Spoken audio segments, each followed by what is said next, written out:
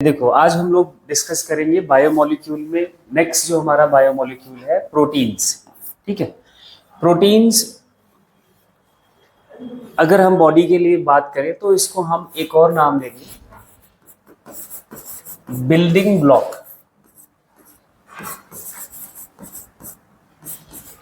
हमारा बॉडी जो जिस मटेरियल से बना है वो प्रोटीन है। ठीक है, या इसलिए अगर हम बात करें तो इसलिए दो साइंटिस्ट हैं, बर्जीलियस एंड मुल्लर, इन्होंने इसका नाम एक और टर्म यूज किया, होल्डिंग फर्स्ट प्लेस। मतलब बॉडी में ये मेन कॉम्पोजिशन बनाता है, जो भी हमारा जैसा स्ट्रक्चर है वो प्रोटीन की वजह से ही स्ट्रक्चर है।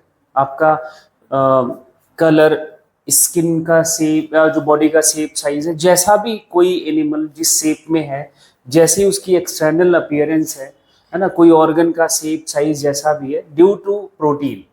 प्रोटीन उसका मेन कंपोनेंट है।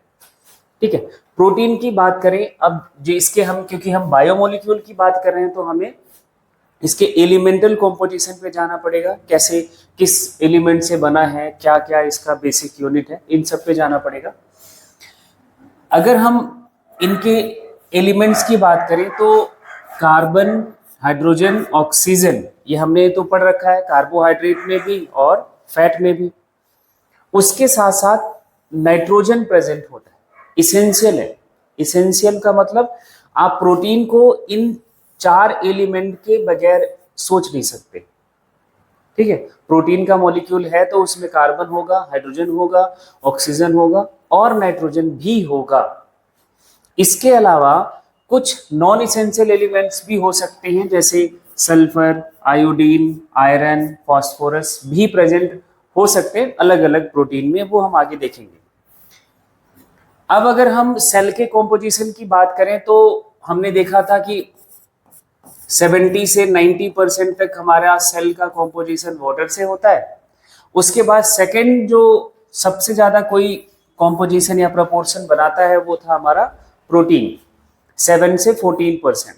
तो सेल में या हम लिविंग सिस्टम में बात करें तो सेकंड मोस्ट अबंडेंट कंपाउंड है प्रोटोप्लाज्म में, सबसे दूसरा नंबर पे सबसे ज्यादा पाया जाने वाला ये मॉलिक्यूल है, ये ध्यान रखना है। ये पॉलीमर है अमीनो एसिड्स का, ये पॉलीमरिक कंपाउंड है, पॉलीमेरिक मॉलिक्यूल है, ये ध्यान रखना है। पॉलीमर है किसका? अमीनो एसिड्स का। और लगभग approximately 300 amino acids are known. इतने अमीनो एसिड्स हम जानते हैं साइंटिफिकली, इन सबके मॉलिक्यूल का स्ट्रक्चर डिटेल पता है। लेकिन इन 300 अमीनो एसिड में से केवल 20 अमीनो एसिड यूज किए जाते हैं प्रोटीन सिंथेसिस में। मतलब यहां पे आप ये कह सकते हो कि लिविंग थिंग्स में, लिविंग वर्ड में सिर्फ 20 अमीनो एसिड यूज्ड है। नेचर में कितने हैं? More than 300 amino acids are known, है, प्रेजेंट है, और भी हो सकते हैं जो हम नहीं जानते हैं। लेकिन लिविंग सिस्टम, हमारा जो लिविंग स्ट्रक्चर है, वो सिर्फ 20 अमीनो एसिड का ही यूज करके हजारों से ज्यादा टाइप के, डिफरेंट टाइप्स के प्रोटीन बनाता है। यही सिर्फ 20 तरह के अमीनो एसिड का यूज किया जाता है। एक टिपिकल अमीनो एसिड का स्ट्रक्चर देखो, मॉलिक्यूलर स्ट्रक्चर कैसा होता है।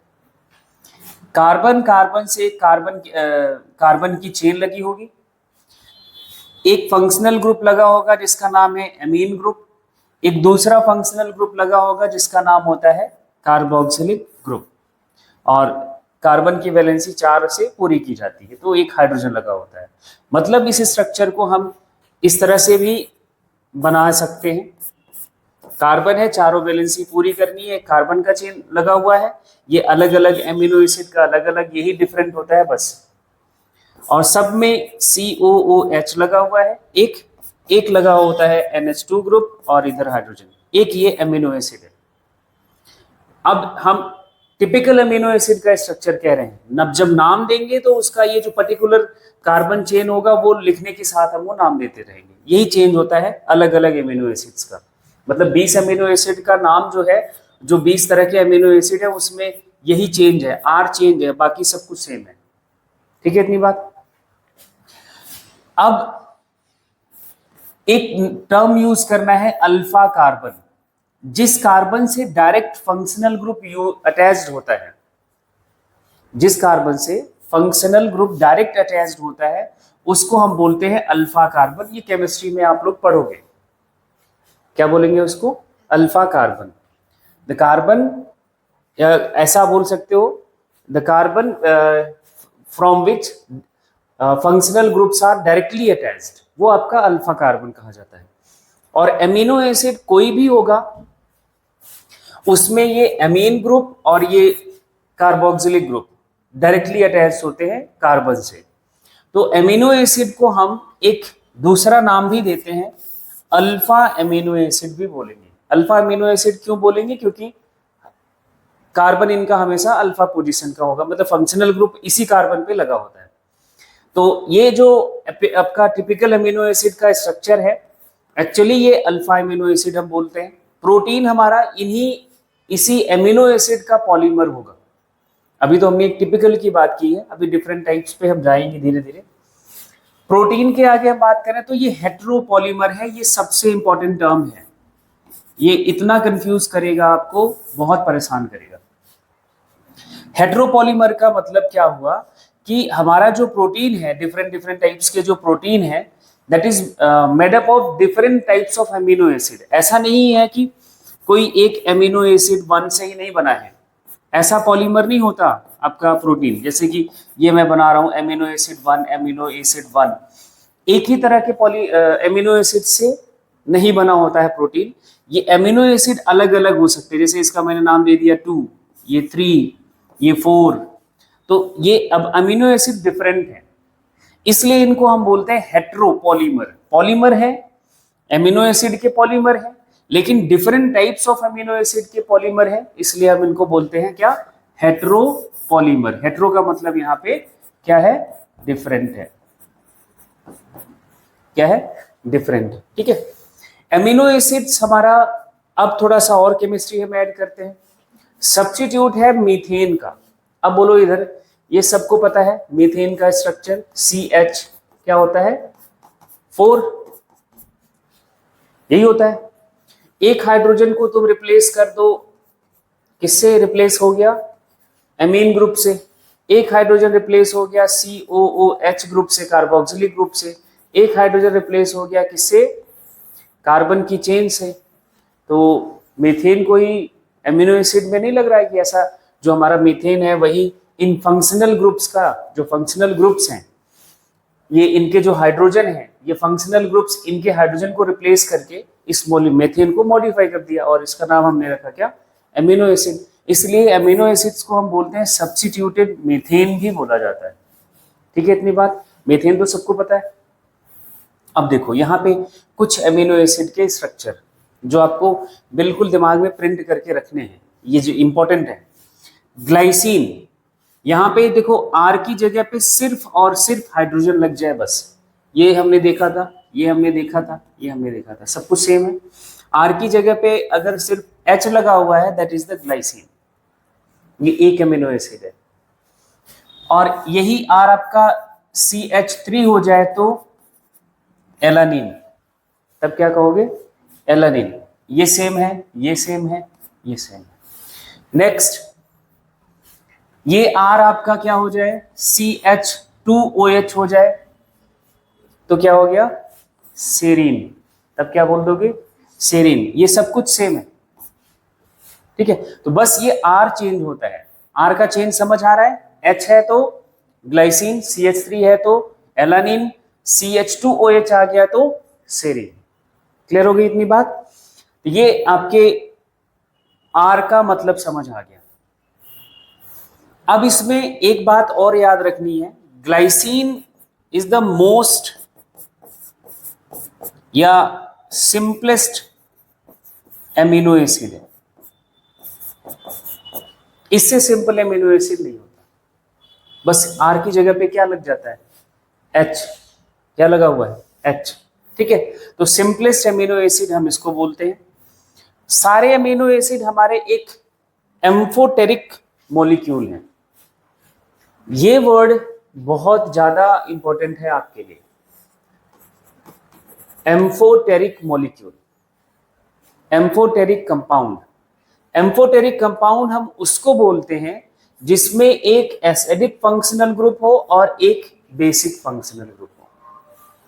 Compound which has an one acidic functional group and one basic functional group. और यहां एमिनो एसिड में जो आपका ये COOH है ये एसिडिक फंक्शनल ग्रुप है, और जो आपका ये NH2 है ये आपका बेसिक फंक्शनल ग्रुप है। यहाँ R लगा होता है, यहाँ H लगा होता है।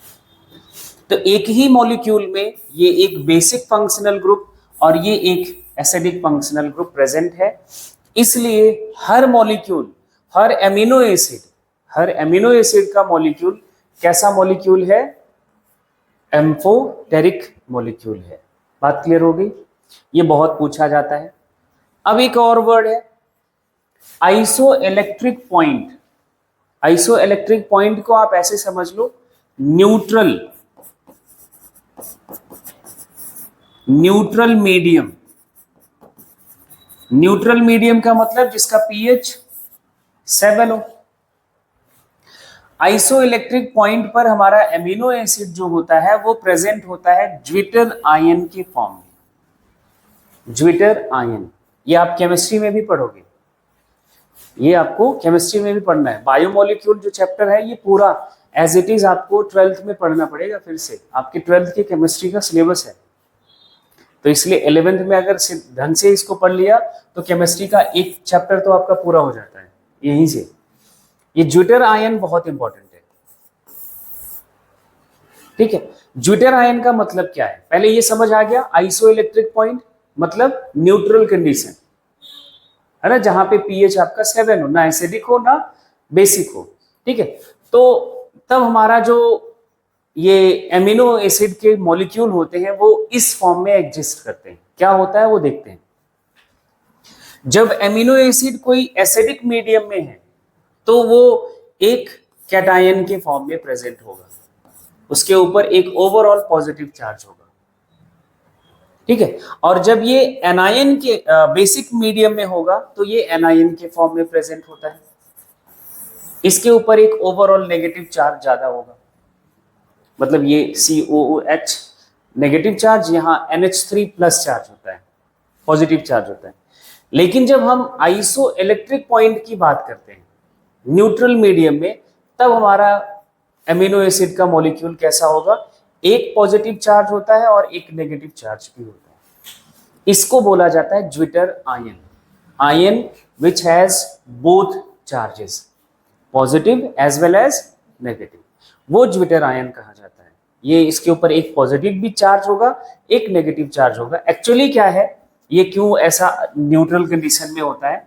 ये जो COOH का H प्लस या H आयन है ये मूव कर जाता है यहाँ, तो ये NH3 प्लस और ये COO माइनस कंडीशन में एग्जिस्ट करता है न्यूट्रल कंडीशन में एमिनो एसिड, ठीक है। तो ज्विटर आयन बहुत इंपॉर्टेंट है और बहुत पूछा जाता है, ये ध्यान रखना।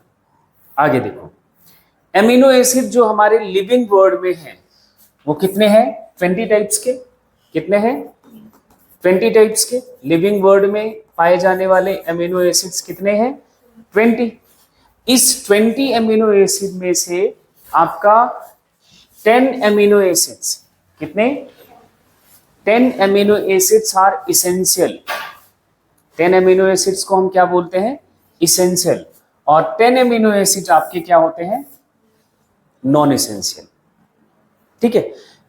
अब वर्ड से ही समझ आ रहा है, इसेंशियल। इसेंशियल का मतलब ये है कि देखो यहां पे ध्यान से समझना, प्लांट्स जो होते हैं, जब यही बात आप प्लांट्स के लिए बात करोगे,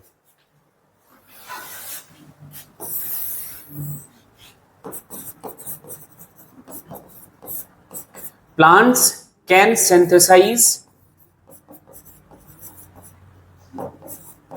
synthesize all amino acids। सारे अमीनो एसिड्स प्लांट्स बना सकता है, ठीक है। तो प्लांट्स के लिए अलग बात मैं नहीं कर रहा हूं, ये एनिमल्स की बात चल रही है।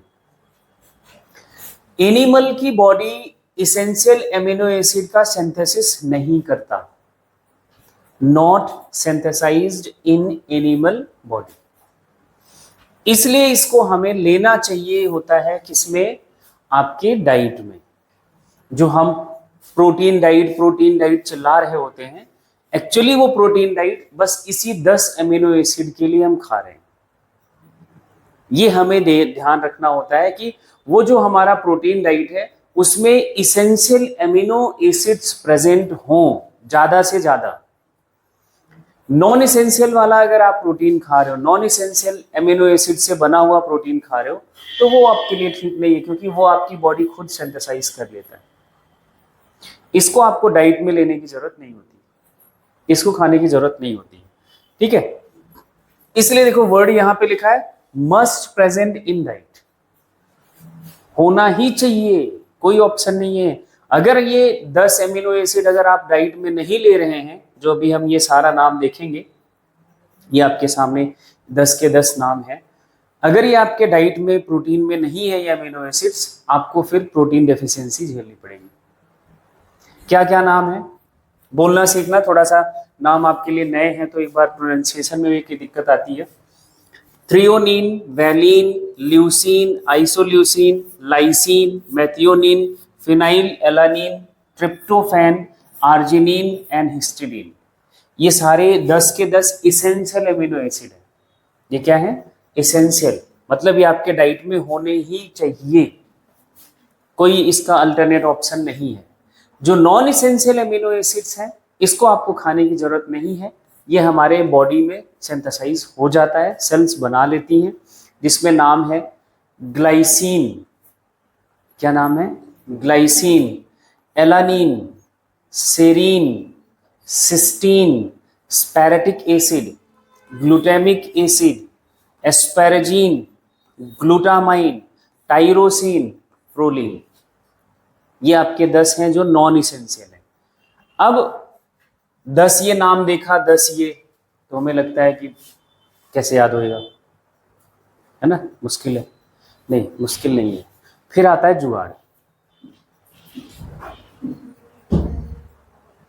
जुगाड़ ये है इसेंशियल अमीनो एसिड को याद रखने के लिए, PVT, TIM, HALL, इससे आपके 10 के 10 नाम याद हो गए।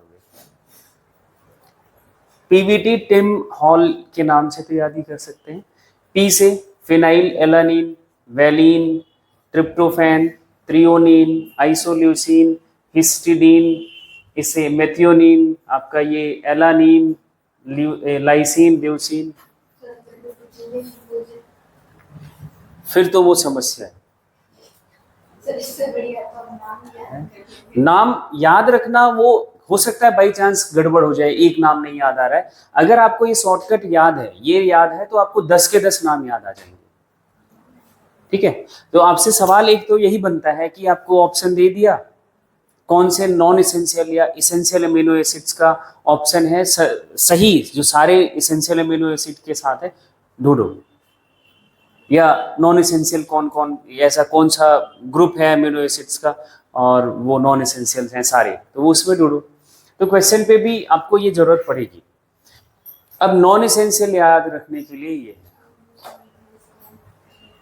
है ना, ये थोड़ा सा मैं ऐसा मैं कहता नहीं, बट लिखना पड़ा याद करने के लिए, ठीक है। ये स्टेटमेंट थोड़ा सा लगता है कि हाँ गलत है, लेकिन गलत नहीं है, याद हो जाना चाहिए बेटे, है ना। Almost all girls go crazy, फिर तो इस स्टेटमेंट का जो स्पार्क है वो खत्म ही हो जाएगा ना। गेटिंग टेकन प्रॉप शॉपिंग, वो होता ही है, देखो कोई भी कर ले, ऐसा गर्ल्स के लिए जरूरी नहीं है। अगर प्रॉप शॉपिंग करता है तो वो सब पागल हो जाते हैं, है ना, पागलों जैसी हरकतें हो जाती है, एक्साइटिंग हो जाता है इंसान। देखो अब देखो यहाँ पे क्या है, ऑलमोस्ट से एलानिन, इस ए से आप ए से जो होने वाले आपके जो नॉन एसेंशियल अमीनो एसिड्स है, जैसे मैंने यहाँ लिख दिया एस्पैरेजिन, आप यहाँ पे एस्पैरेटिक एसिड भी लिख सकते हो, glycine, glutamic acid, cysteine, aspartic acid, glutamine, और इधर से आपका टाइरोसिन, प्रोलीन एंड सेरीन, 10 के 10 यहाँ आ गए। तो याद रखना कोई बड़ी बात नहीं है, बस हाँ है। अब इसमें देखो, एक आपको मैं यहाँ पे ऐड करता हूँ चीज जो आपको समझना चाहिए। नॉलेज की कमी कितनी है इस समाज में, इस सोसाइटी में।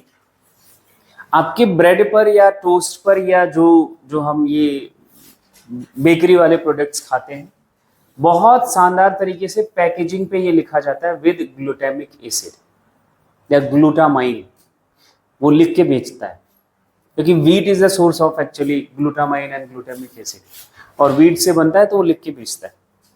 अब आप इस लिखने से क्या मतलब है कि ये इसमें ग्लूटामिक एसिड है, ग्लूटामाइन है, वो देखो लोगों को लगता है कि नहीं हाँ कुछ तो अलग है, कुछ वो थोड़ा सा टेक्निकल सा नाम लग पड़े, कुछ तो पढ़ ही नहीं पा रहे हैं, जो पढ़ पा रहे हैं उनको लगता है कि नहीं हाँ ये हमारे लिए जरूरी होगा, शरीर के लिए, बॉडी में जाना ही चाहिए, है ना।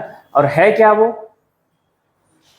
नॉन एसेंशियल, जो बॉडी को चाहिए ही, चाहिए क्या,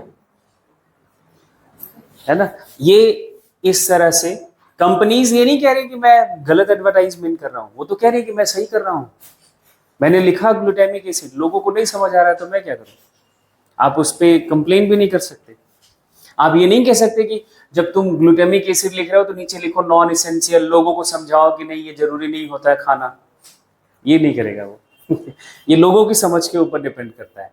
तो प्रोडक्ट्स ऐसे ही मार्केट में बिकते हैं। कोई भी आप प्रोटीन डाइट लेते हो उसमें देखो कि क्या वो जो अमीनो एसिड्स हैं वो हमारे इसेंशियल वाले हैं या नॉन इसेंशियल वाले हैं। अब देखो यहाँ पे दो अमीनो एसिड के ऊपर ये बहुत सवाल बनता है, आर्जिनिन एंड हिस्टिडीन। ये समझ लो कि आपके दो जो ये नाम है अमीनो एसिड के, ये वरदान है।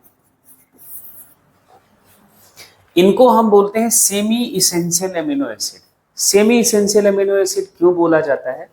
क्योंकि ये बॉडी इसका खुद कुछ सिंथेसिस कर लेता है और कुछ हमें खाना भी पड़ता है, तो सेमी इसेंशियल है। सेमी इसेंशियल की कैटेगरी पे जब सवाल बने तो सिर्फ ये दो नाम याद रखना है, आर्जिनिन एंड हिस्टीडीन।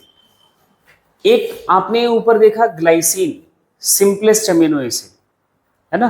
ग्लाइसिन का स्ट्रक्चर ऐसे ही बनाया था, यहाँ NH2 लगा दिया, इधर COOH लगा दिया, यहाँ R की जगह पे H आ जाता है, इधर H, ये ग्लाइसिन हो गया।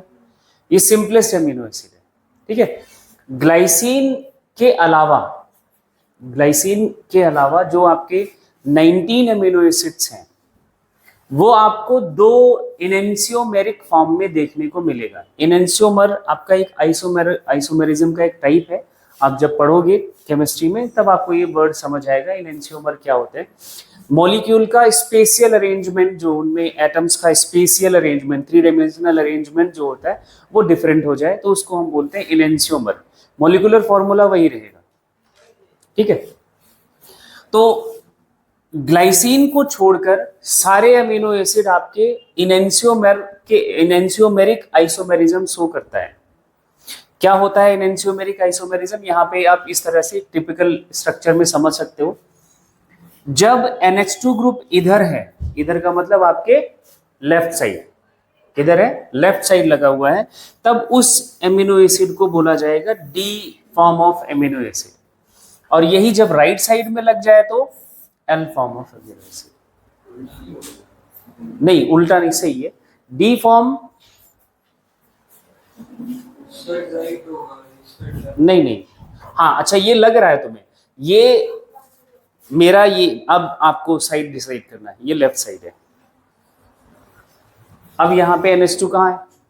आपको जब कॉपी पे या कोई सामने, अब जैसे मैं यहाँ देख रहा हूँ तो मेरा राइट हैंड इधर आ रहा है तो हमें लग रहा है कि ये राइट साइड है, नहीं उसका उल्टा बोलना होता है, लेफ्ट साइड। ये ऐसे दिख रहा है, ठीक है, तो ये लेफ्ट साइड पे आता है तो आपका ये L form of amino acid. तो ये दोनों एक दूसरे के इनेंशियोमर्स हैं, एक दूसरे के इनेंशियोमर हैं। इनेंशियोमेरिक फॉर्म इसको बोला जाता है। तो हर एमिनो एसिड आपका इनेंशियोमेरिक फॉर्म में देखने को मिलेगा, बस उसको छोड़ दो। क्यों? ऐसा क्यों होगा? ऐसा क्यों होगा?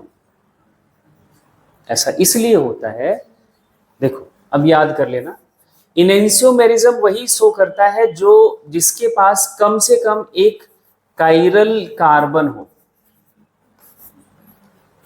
वही मॉलिक्यूल इनेंशियोमेरिज्म शो करेगा which has at least one chiral carbon. Chiral carbon क्या होगा? कायरल कार्बन का मतलब होता है carbon which has 4 different functional group. एक ही कार्बन के ऊपर 4 डिफरेंट फंक्शनल ग्रुप्स जब जुड़े होते हैं उस कार्बन को बोला जाता है कायरल कार्बन। जरा इस कार्बन को देखना, इस कार्बन को COOH NH2 H, ये R है ना, चारों अलग अलग हो गए। अब अगर यही R आपका H हो जाता है तो फिर क्या हो जाएगा? ये दोनों तो सेम हो गए, ये दोनों अलग हो गए, है ना। तो अब ये कायरल नहीं रहा। और यही एक ऐसा है जहां पे ग्लाइसिन ही एक ऐसा अमीनो एसिड है जिसपे H लगा है, नहीं तो यहाँ पे आपने देखा CH3 लगा है। अगर CH3 लग गया तो 4 डिफरेंट हो गए, है ना। CH2OH लगा तब भी डिफरेंट हो गए। और जितने भी अमीनो एसिड्स हैं वहां पे किसी के पास यहाँ H नहीं लगा है, सबके पास कोई अलग फंक्शनल ग्रुप लगे हुए, कार्बन की चेन लगी हुई है। इसी के पास एक H लगने की वजह से ग्लाइसिन के पास H लगा हुआ है और 2 सेम हो गए ग्रुप्स, है ना। इसलिए ये कायरल कार्बन नहीं सो है। और कायरल कार्बन जब नहीं है तो इनेंशियोमेरिज्म कहाँ से शो करेगा? तो बात समझ आ रही इतनी? तो इनके पास ये भी आपसे रीजन पूछा जा सकता है कि ग्लाइसिन इनेंशियोमेरिज्म क्यों नहीं शो करता, क्यों? उसका रीजन ये है क्योंकि it has not a chiral carbon, या 4 डिफरेंट फंक्शनल ग्रुप्स नहीं है। अब ये हमारे काम की बात है। जितने हम ज्यादातर प्रोटीन्स की बात करें, ज्यादातर most proteins have L form of amino acid. L form of amino acid में ज्यादातर प्रोटीन हमारा इसी से बना होता है। हमारी बॉडी के लिए D फॉर्म उतना यूजफुल नहीं है। D form of amino acid भी यूज होता है कहाँ पे? पेप्टाइडोग्लाइकन आपने पढ़ा था बैक्टीरियल सेल वॉल के कॉम्पोजिशन में। वो पेप्टाइडोग्लाइकन में जो प्रोटीन कंटेंट है that is made up of D form of amino acids. ठीक है, अमीनो एसिड एक दूसरे से जुड़े होते हैं एक बॉन्ड से जिसका नाम है पेप्टाइड बॉन्ड। जिसका क्या नाम है? Peptide bond. ऐसे ही आपने मोनोसैकेराइड्स एक दूसरे से जुड़े होते हैं, क्या नाम उसका बोला था? Glycosidic bond. तो अमीनो एसिड्स ज्वाइंट होते हैं जिस बॉन्ड से, उसको हम बोलते हैं पेप्टाइड बॉन्ड। उसको हम क्या बोलेंगे? Peptide bond. अब यहाँ पे हमने 2 अमीनो एसिड का स्ट्रक्चर लिया है, ये अमीनो एसिड 1 है और ये आपका अमीनो एसिड 2 है।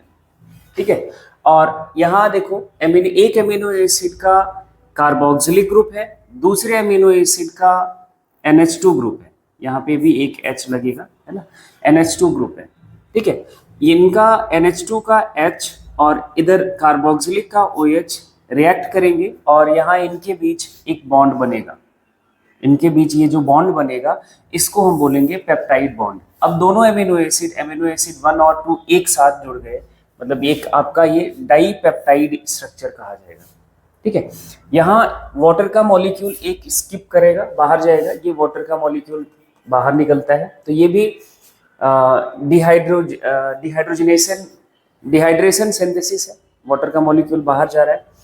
अब ये जो एमिनो एसिड के बीच ये बॉन्ड स्टेबलाइज करता है जिसे हम पेप्टाइड बॉन्ड कह रहे हैं, ये पेप्टाइड बॉन्ड बनाता है एक एंजाइम की प्रेजेंस में होता है, and that enzyme is peptidyl transferase. इसका नाम क्या है? Peptidyl transferase. अब अगर आपको याद हो पेप्टाइडिल ट्रांसफेरेज की जब हम बात करें तो आपने पढ़ा था सेल ऑर्गेनेल एक राइबोसोम का फंक्शन हमने क्या लिखा था? Protein synthesis. क्या लिखा था? प्रोटीन सिंथेसिस का मतलब यही था कि एमिनो एसिड्स को जोड़ दो और एक क्या बना दो? पेप्टाइड चेन बना दो। ठीक है। तो ये जो राइबोसोम है, राइबोसोम के पास ये एंजाइम प्रेजेंट होता है। Peptidyl transferase enzyme is the enzyme of ribosome, and जो स्टेबलाइज कराता है दो अमीनो एसिड के बीच ये पेप्टाइड बॉन्ड, ठीक है। तो ये एंजाइम किसके पास है, ये बहुत इंपॉर्टेंट है, ध्यान रखना। 12th में फिर से आपको पूरा कैसे एंजाइम कैसे प्रोटीन सिंथेसिस होता है, ट्रांसलेशन और ट्रांसक्रिप्शन सारा आपको पढ़ना है, तो वहां पे ये टर्म आएगा। अभी आपको क्या समझना है कि अमीनो एसिड हम जब पढ़ रहे हैं, ये अमीनो एसिड का स्ट्रक्चर है, ये दूसरा अमीनो एसिड का स्ट्रक्चर है, तो पेप्टाइड बॉन्ड से ये अमीनो एसिड जुड़ते हैं और क्या बनाएंगे, एक पेप्टाइड चेन बनाएंगे। जैसे यहाँ पे हमने 2 एमिनो एसिड जोड़ा हुआ है, तो ये डाइपेप्टाइड है, 3 जोड़ेगा ट्राइपेप्टाइड, 4, 5, 6, इस तरह से पॉलीपेप्टाइड चेन बनता है, ठीक है। अब एक बहुत इंपॉर्टेंट बात है, इस स्ट्रक्चर को देखो, यहाँ पे मैंने 2 माने हैं, ऐसे 10 आपके अगर एमिनो एसिड जुड़े हैं तो सेम यही एंड पे आएगा, एक एंड पे कार्बोक्सिलिक ग्रुप आएगा और एक एंड पे क्या आएगा, NH2 ग्रुप आएगा, ठीक है। तो जो ये पेप्टाइड चेन बनेगा, जो ये मान लिया कि ये एक पेप्टाइड चेन बना है जिसमें एक अमीनो एसिड, 2 अमीनो एसिड, 3, 4, 5, 6, 7, ये 8 कुछ अमीनो एसिड से बना हुआ है।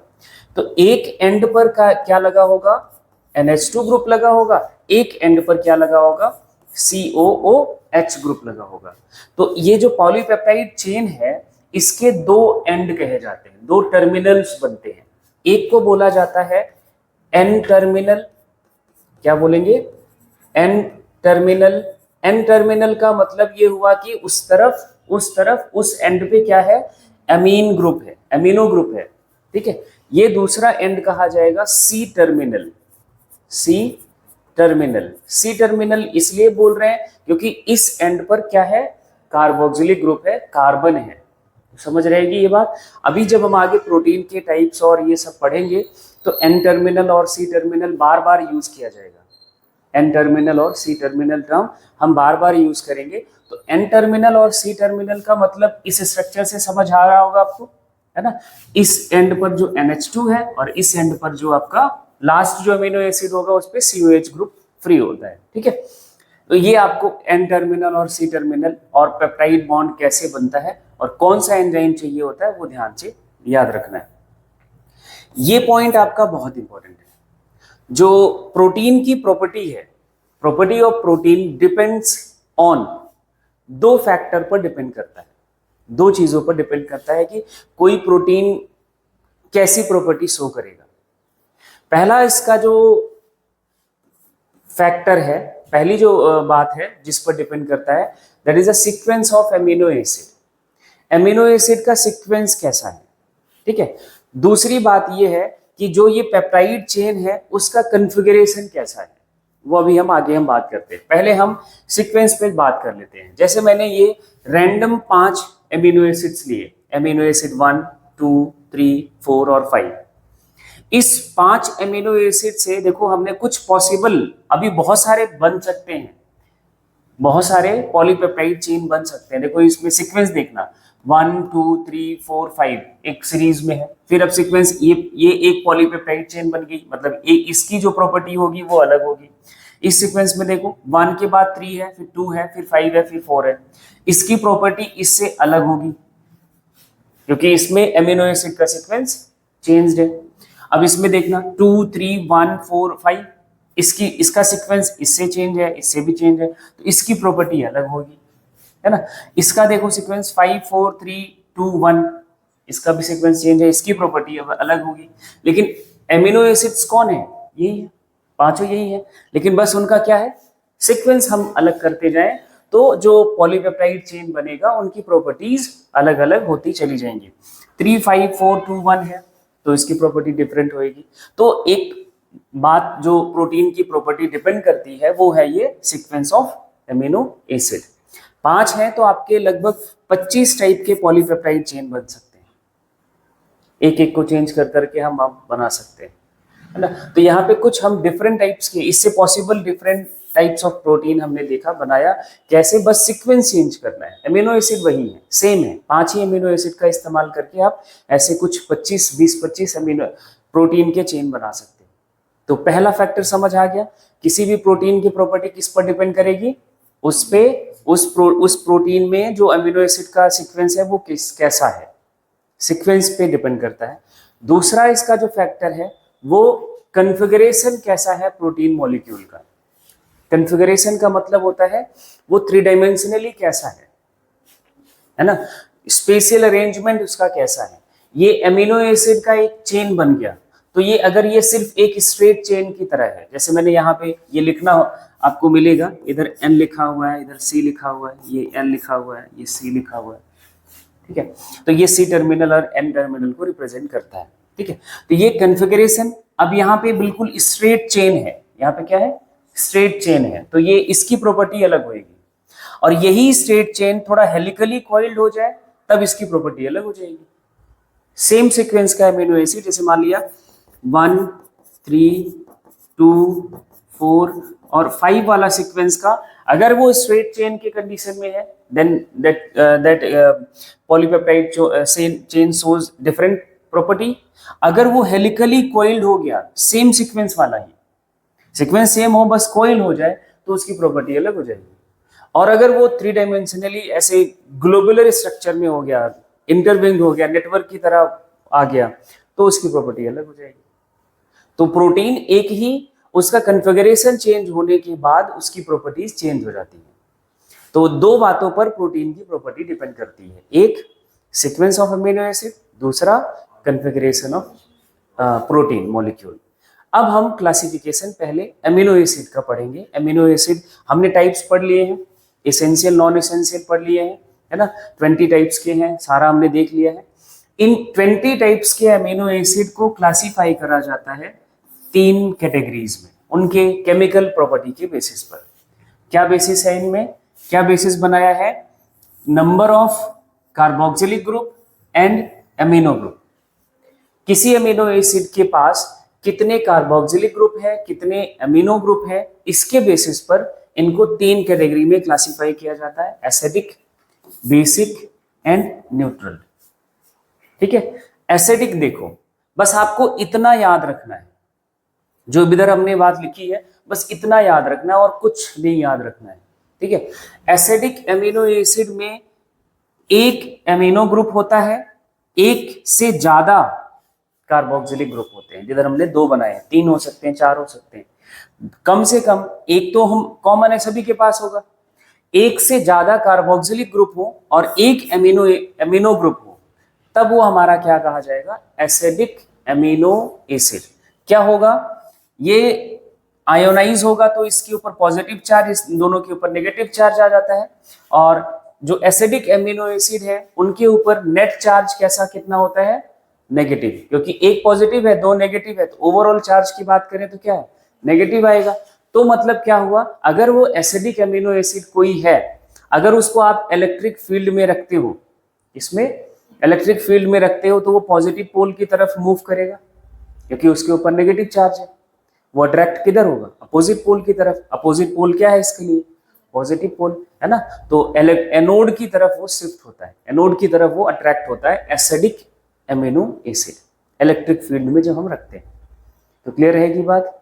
अब ऐसे ही एग्जाम्पल में देखो, सिर्फ 2 नाम है और दोनों को याद रखना कोई बड़ी बात नहीं है, सब दोनों के साथ लिखा है acid, acid, glutamic acid and aspartic acid, ठीक है। ग्लूटामिक एसिड का ये फॉर्मूला है, देखो यहाँ पे स्ट्रक्चर देखना, ये कार्बन है आपका, ये अल्फा कार्बन हो गया, ठीक है, और इससे एक COH ग्रुप लगा हुआ है, एक NH2 ग्रुप लगा हुआ है, एक दूसरा COOH ग्रुप यहाँ लगा हुआ है। जो R की चेन है, कार्बन चेन के साथ एक और COOH ग्रुप लगा हुआ होता है। तो इनके पास कितने COOH हो गए, 1 और 2। एमीन ग्रुप सिर्फ एक है, एमीन ग्रुप क्या है, सिर्फ एक है ना। तो ओवरऑल चार्ज इसके ऊपर नेगेटिव आएगा, एनोड की तरफ अट्रैक्ट करेगा, सेम एज इट इज। ऐसे एस्पेरेटिक एसिड के बारे में भी हमें बात समझनी है ना। ओवरऑल चार्ज इनके ऊपर नेगेटिव होता है, ये ध्यान रखना। दूसरा, अल्कलाइन अमीनो एसिड या बेसिक अमीनो एसिड, उसी का जस्ट उल्टा कर दो। अब COOH ग्रुप एक होगा, COOH ग्रुप एक होगा, एमिनो ग्रुप एक से ज्यादा होगा, एमिनो ग्रुप एक से ज्यादा होगा। तो अगेन वही हम जब आयोनाइजेशन की कंडीशन में देखेंगे, उसके ऊपर नेगेटिव चार्ज, इन दोनों के ऊपर पॉजिटिव चार्ज, तो नेट चार्ज कितना आ जाएगा, पॉजिटिव, है ना। अब जब ये इलेक्ट्रिक फील्ड में रखा जाएगा, ये मूव करेगा किधर, कैथोड की तरफ, नेगेटिव पोल की तरफ। तो ये मूवमेंट बहुत पूछा जाता है कि कोई अल्कलाइन अमीनो एसिड है तो किस पोल की तरफ मूव करेगा, है ना, एसिडिक है तो किस पोल की तरफ मूव करेगा। नाम इनके ये तीन है, बस तीन एग्जांपल हैं बेसिक या अल्कलाइन अमीनो एसिड के, हिस्टिडीन, आर्जिनिन एंड लाइसिन।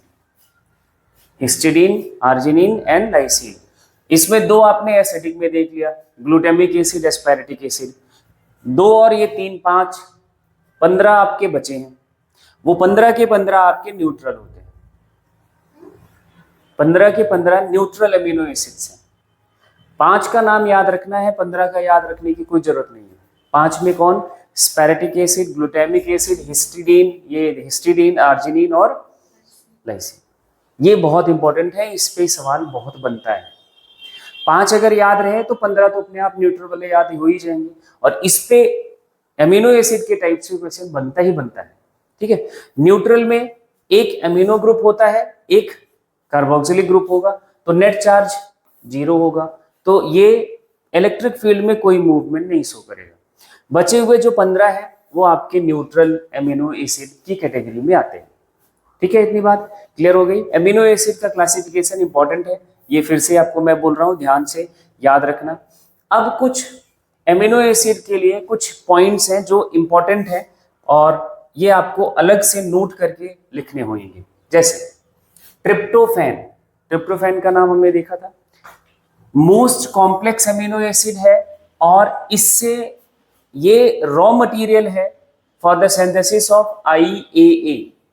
जैसे आपने पढ़ा था ऑक्सिन, अभी पढ़ोगे प्लांट फिजियोलॉजी में, ऑक्सिन कहते हैं इसको, है ना, indole 3 acetic acid which is a plant growth hormone, plant का ग्रोथ करवाता है, ठीक है। दूसरा हमने एमिनो एसिड देखा टाइरोसिन। टाइरोसिन हेल्प करता है in the synthesis of melanin pigment that gives colour to our skin, है ना। एक तो मेलानिन की बात होगी, दूसरा थायरोक्सिन हार्मोन। मतलब आप सोचो एमिनो एसिड का इनटेक अपन का गड़बड़ हुआ तो थायरोक्सिन भी इम्बैलेंस हो जाएगा। एड्रेनालिन, इमरजेंसी हार्मोन आपने पढ़ा था, नॉर एड्रेनालिन, इन सभी हार्मोन का जो रॉ मटेरियल है वो यही टाइरोसिन है। इसी से ये प्रिकर्सर है, tyrosine is the precursor for the melanin pigment, thyroxine hormone, adrenaline and nor adrenaline. इसी से ये सिंथेसाइज होता है बॉडी में। तो प्रोटीन अपटेक से सिर्फ प्रोटीन डेफिशिएंसी नहीं होगी, ये भी डिस्टर्ब होते हैं, ठीक है। एक नाम है प्रोलीन एमिनो एसिड का, इसमें हमने एमिनो ग्रुप पढ़ा था, NH2 ग्रुप, उसकी जगह पे यहाँ पे होता है imino group, NH group, NH है, NH2 नहीं होता, NH होता है, ये ध्यान रखना है ना। इस instead of amino group these two amino acids also known as imino acids. 2 क्यों बोला भाई, एक ही है ना, दो आपके एक ही है। प्रोलीन के पास इमिनो ग्रुप होता है, तो एक आपका ये इमिनो एसिड भी कहा जाता है। सिस्टीन और methionine sulphur containing amino acid है। ये बहुत इंपॉर्टेंट सवाल है, बहुत बार पूछा गया है कि सल्फर कौन से एमिनो एसिड में प्रेजेंट है, तो सल्फर कंटेनिंग एमिनो एसिड ये है। उसके बाद टाइरोसिन एक एरोमेटिक एमिनो एसिड है। एरोमेटिक एमिनो एसिड का मतलब इसमें बेंजीन रिंग है, बेंजीन रिंग है ना, benzene ring as a R, जो आपका फंक्शनल ग्रुप आपने आर लिखा था, आर की जगह पे ये बेंजीन के डेरिवेटिव्स प्रेजेंट होते हैं। ट्रिप्टोफैन और फिनाइल एलानिन एरोमेटिक है because they give they have benzene ring in their structure, इनके स्ट्रक्चर में बेंजीन रिंग है। ये 3 आपके एरोमेटिक एमिनो एसिड कहे जाते हैं। ग्लाइसिन के अलावा सारे आपके लीवोरोटेटरी होते हैं। ग्लाइसिन हमने देख लिया था, है ना, सबसे सिंपल टाइप का, तो वो आपका कोई DNL फॉर्म में नहीं शो करता। ग्लाइसिन सिंपलेस्ट है and tryptophan most complex amino acid है, ये हमने देख लिया है, ठीक है। Amino acid which participate in protein synthesis, जो अमीनो एसिड प्रोटीन सिंथेसिस में पार्टिसिपेट करते हैं वो आपने 20 जो नाम देखे हैं वो यही है सारे, उनको हम बोलते हैं प्रोटीन एमिनो एसिड्स। उनको हम क्या बोलते हैं? Protein amino acids. इनके अलावा कई ऐसे एमिनो एसिड्स हमारी बॉडी में होते हैं जो प्रोटीन सिंथेसिस में पार्टिसिपेट नहीं करते हैं और वो कहे जाएंगे नॉन प्रोटीन एमिनो एसिड। वो प्रोटीन सिंथेसिस में नहीं पार्टिसिपेट करेगा लेकिन आपकी बॉडी में है, जैसे ये आपने पढ़ा था गाबा। गाबा कहाँ प्रेजेंट होता है? गाबा एक आपका न्यूरोट्रांसमीटर है, इनहिबिटरी न्यूरोट्रांसमीटर है, वो एमिनो एसिड का डेरिवेटिव है, तो ये हमारी बॉडी में चाहिए होता है। ऑर्निथिन, ऑर्निथिन क्या है? एक ये भी आपका मेटाबॉलिक प्रोसेस का मॉलिक्यूल है जो अमोनिया को यूरिया में कन्वर्ट करने में मदद करता है, लीवर में प्रेजेंट होता है ऑर्निथिन। सिट्रुलिन, ये आपके एमिनो एसिड बॉडी में तो है लेकिन ये प्रोटीन सिंथेसिस में इनका कोई लेना देना नहीं है, तो ये नॉन प्रोटीन एमिनो एसिड कहे जाएंगे। तो ये 3 नाम थोड़ा सा आपको ये याद रखने हैं। तो इंपॉर्टेंट पॉइंट्स पे ये कुछ बातें हैं जो आपको दिमाग में रखनी है।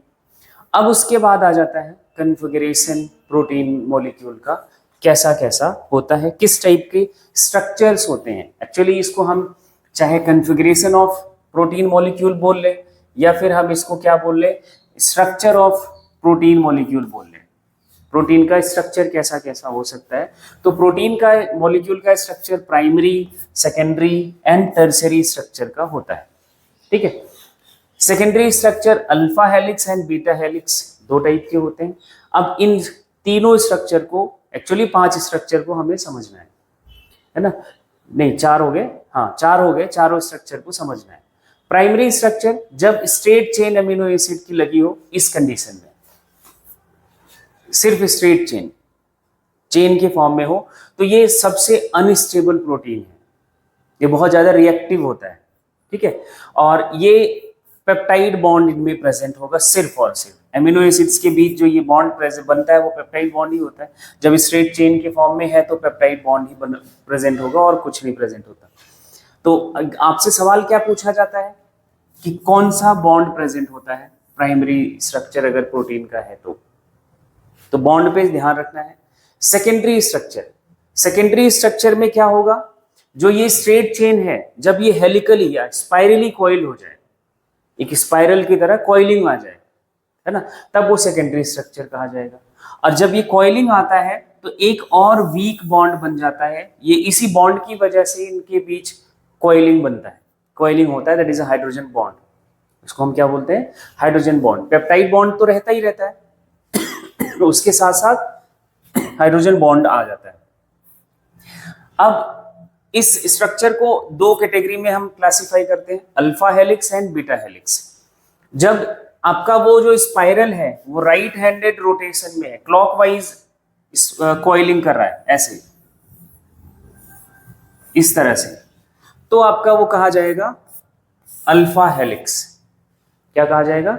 Alpha helix. जैसे एग्जांपल देखना, केराटिन, मायोसिन, ट्रोपोमायोसिन, ये दोनों आपने मसल्स में पढ़ लिया था। केराटिन हमारे जो एक्सोस्केलेटन है, हेयर है, नेल्स हैं, ये इसमें प्रेजेंट है, केराटिन, है ना। तो ये प्रोटीन जो है आपका बॉडी में, ये सेकेंडरी प्रोटीन है, सेकेंडरी स्ट्रक्चर का प्रोटीन है और अल्फा हेलिक्स का इनका फॉर्म है, ठीक है। बीटा हेलिक्स में ये जो राइट हैंडेड एक हम नाम ले रहे हैं, क्लॉकवाइज रोटेशन होता है, स्पाइरली कॉइलिंग होती है, इधर इसमें जिग जैग कॉइलिंग है, कोई फिक्स पैटर्न नहीं है, बस कॉइलिंग है, कोई हम ऐसा नहीं बोलेंगे कि राइट हैंड या left hand, zig zag coiling है, तब उसको हम बोल देते हैं बीटा हेलिक्स। और एक नाम याद रखना है, फाइब्रियोइन, और यही हमारा सिल्क है, नेचुरल सिल्क। फाइब्रियोइन को ही हम नेचुरल सिल्क बोलते हैं, ठीक है। तो सिल्क कुछ है नहीं, सिल्क क्या है? सेकेंडरी स्ट्रक्चर का प्रोटीन है ना, फाइब्रस कंडीशन में देखने को मिलता है। अब देखो, जो सेकेंडरी स्ट्रक्चर है प्रोटीन का, ये इनसॉल्युबल है वाटर में और फाइब्रस होता है। अब अगर आपको याद कभी देखा हो तो जो सिल्क का कल्चर करते हैं तो वो जो उनका लार्वा बन जाता है उसको पानी में बॉईल करते हैं, फिर वो जो उनके ऊपर वो कोकून में जो ये सिल्क हमारा प्रेजेंट होता है वो पानी में थ्रेड की तरह आता है, फिर उसको निकाल लेते हैं। तो सेकेंडरी स्ट्रक्चर इनसॉल्युबल है ना। फाइब्रस होता है, फाइब्रस अगर नहीं होता तो हम उसकी हम नीटिंग नहीं कर सकते, फाइब्रस है। तो ये आपको ध्यान रखना होगा, इससे याद रहेगा। अगर आपको एग्जाम्पल याद रहा तो आपको ये याद रहेगा कि हाँ ये कैसा होता है, इनसॉल्युबल एंड फाइब्रस। केराटिन, ये बहुत इंपॉर्टेंट है। केराटिन प्रोटीन जो है ये फाइब्रस है, टफ प्रोटीन है and resistant to digestion. Keratin को डाइजेस्ट करने का एंजाइम नहीं है। इस प्रोटीन को डाइजेस्ट करने के लिए आपके पास कोई एंजाइम नहीं है।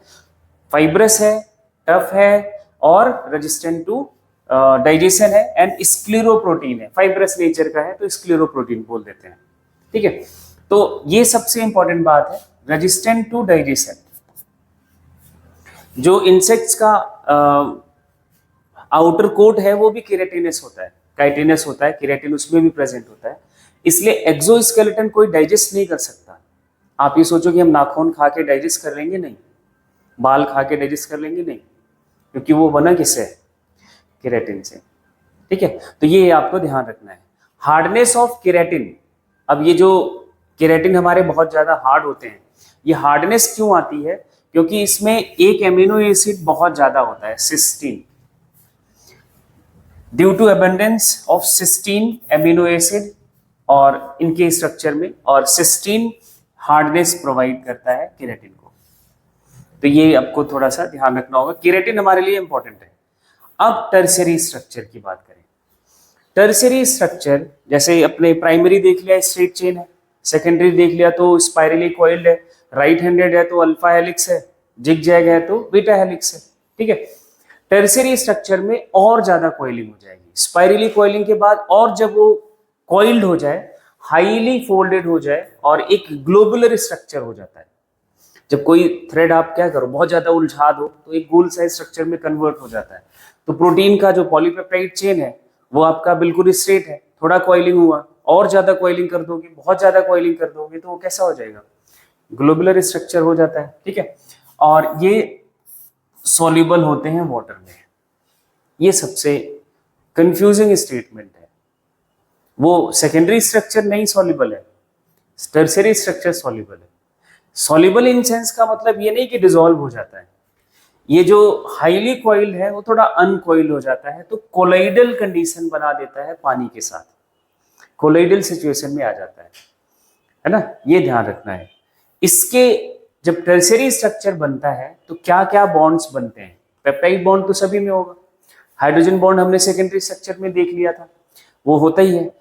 एड ऑन क्या होता है, और जो बॉन्ड्स वो देखो, disulphide bond, disulphide bond, hydrophobic bond, ionic bond, ये 3 बॉन्ड और बन जाते हैं टर्शियरी स्ट्रक्चर में, ठीक है। डाइसल्फाइड बॉन्ड क्या है, जो हमारा कोई, ये डायग्राम देखना, ये पिक्चर देखना, ये आपका एक हाईली कॉइल्ड स्ट्रक्चर है, जो इनके जहां पे सल्फर प्रेजेंट होते हैं, बीच बीच में जहां जहां सल्फर प्रेजेंट होते हैं, एसएच ग्रुप, यहां मान लो कि एसएच ग्रुप है तो इनके बीच बनता है डाइसल्फाइड बॉन्ड, सल्फर सल्फर के बीच डाइसल्फाइड बॉन्ड बनता है। तो ये एक इंटरेक्शन का पॉइंट बन जाता है सल्फर का और सल्फर का, तो ये जो कॉइलिंग है उसको स्ट्रेंथन करता है। दूसरा बॉन्ड है आपका डाइसल्फाइड के बाद हाइड्रोफोबिक बॉन्ड। हाइड्रोफोबिक बॉन्ड का मतलब है कि जो आपका नॉन पोलर आर है, ये नॉन पोलर नेचर का होता है, नॉन पोलर होता है। तो एक एमिनो एसिड का आर, कार्बन की चेन, दूसरे एमिनो एसिड के कार्बन की चेन के साथ एक इंटरेक्शन करेगी, क्योंकि दोनों का नेचर सेम होगा, है ना। तो वो जो उनके बीच इंटरेक्शन होगा वो आपका कहा जाएगा hydrophobic bond. And ionic bond, ionic bond आपको पता है पॉजिटिव एंड नेगेटिव एंड्स के बीच जो बॉन्ड बनता है वो आयोनिक बॉन्ड होता है, ठीक है। तो ये 3 नए बॉन्ड इनमें प्रेजेंट होते हैं, बने हुए होते हैं टर्शियरी स्ट्रक्चर में। ये ध्यान रखना, डाइसल्फाइड, हाइड्रोफोबिक एंड आयोनिक, ये प्राइमरी स्ट्रक्चर में होता है और ये दोनों सेकेंडरी स्ट्रक्चर में होते हैं, ठीक है। ये क्लियर रहेगा इतनी बात, तो आपको बहुत सवाल बन जाएंगे। और ज्यादातर हमारे जो एंजाइम्स हैं एंड प्रोटीन्स हैं प्रोटोप्लाज्म वाले, जो प्रोटोप्लाज्म सेल का है, उसमें वो टर्शियरी स्ट्रक्चर में ही देखने को मिलता है, वो टर्शियरी स्ट्रक्चर में प्रेजेंट होता है, सेकेंडरी और इसमें ज्यादा नहीं है।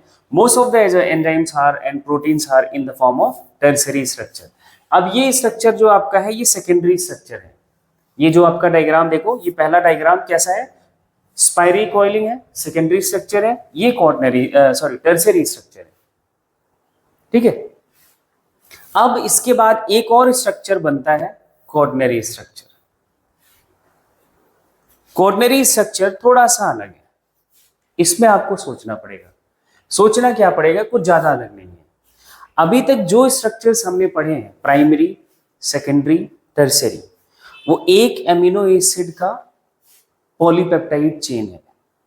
अगर वो स्ट्रेट है तो प्राइमरी है, वो कॉइल हो गया तो सेकेंडरी है, बहुत ज्यादा कॉइल हो गया तो टर्शियरी।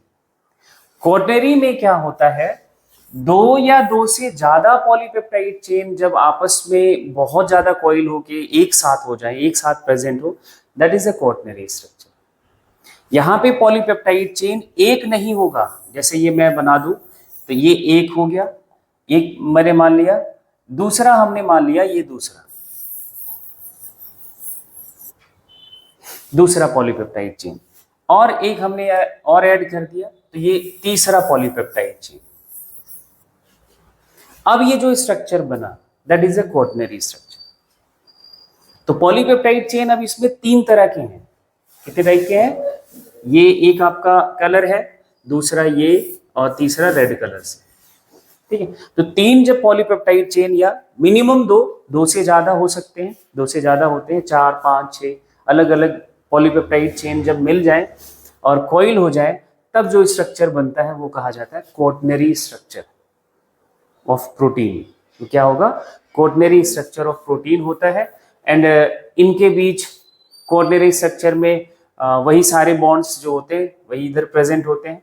डिफरेंट पॉलीपेप्टाइड चेन में भी सिमिलर। ये यहाँ पे ये अब थोड़ा सा आपको बात समझनी पड़ेगी। यहाँ अब थोड़ा सा ना, हमने कलर्स जो डिफरेंट लिए हैं, इसका मतलब ये हुआ कि वो पॉलीपेप्टाइड चेन अलग अलग है, different types of polypeptide chain है।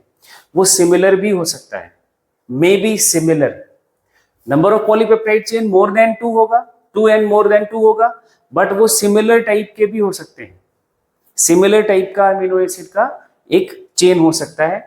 जैसे एक नाम याद रखना है, लैक्टिक डिहाइड्रोजिनेज। लैक्टिक डिहाइड्रोजिनेज आपको जब एनारोबिक रेस्पिरेशन पढ़ोगे तब मैं बताऊंगा। बैक्टीरियल सेल, ईस्ट में ये एंजाइम प्रेजेंट होता है, ठीक है। दूसरा डिफरेंट भी हो सकता है, जैसे ये हमारा एग्जांपल है हीमोग्लोबिन, है ना, 4 पॉलीपेप्टाइड चेन से बना होता है, 2 टाइप के होते हैं। Number of polypeptide chain 4, types अगर बात करें तो 2 होते हैं, ठीक है। ऐसे इंसुलिन है, इंसुलिन 3 तरह के पॉलीपेप्टाइड चेन से बना होता है, 3 types of polypeptide chain. Number of polypeptide chain भी इनका 3 होता है, ठीक है। तो ये सब कुछ आपको 12th में पढ़ना है, हीमोग्लोबिन भी पढ़ना है, इंसुलिन का स्ट्रक्चर भी पढ़ना है। तो अगर आपको ये बात याद रही, यहाँ थोड़ा हम अगर लिंक कर पाए तो वो कितना आसान है। और यही प्रॉब्लम होता है जब हम अपना प्रीवियस जो रिकॉर्ड है वो भूलने लगते हैं और वो आगे जाके प्रॉब्लम करता है।